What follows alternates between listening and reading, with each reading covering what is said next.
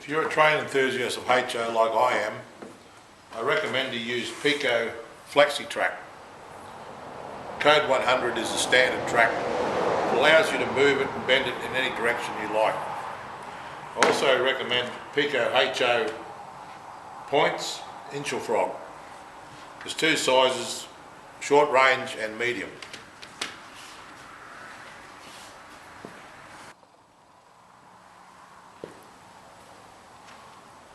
Hi, I'm back again. The table I'm working on is 2.4 metres by 1.8 metres. I'm doing this project for the Sunshine Coast University, Queensland, Australia.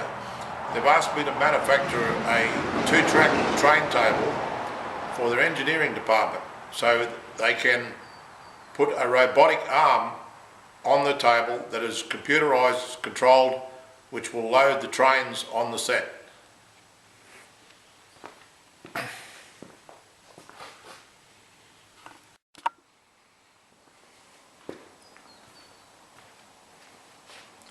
Hi, I'm back again.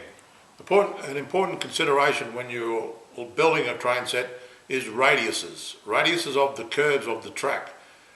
Most modern trains and carriages these days are a lot bigger than the older models that was built in my youth.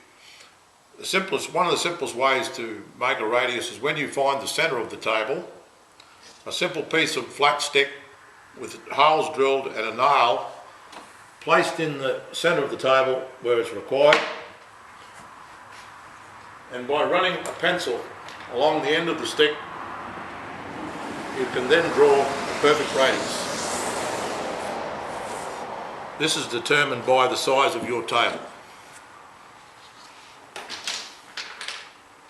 Laying out your points in line as it's going to be assembled will give you the distances required to join them on your table. I'll show you a demonstration here initially.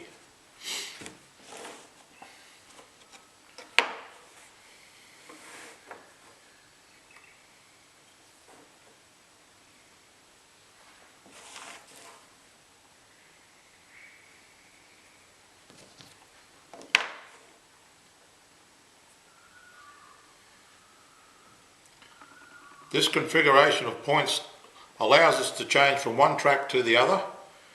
This point here also allows us to build a siding by putting another point in position and running tracks off that point, as you can see,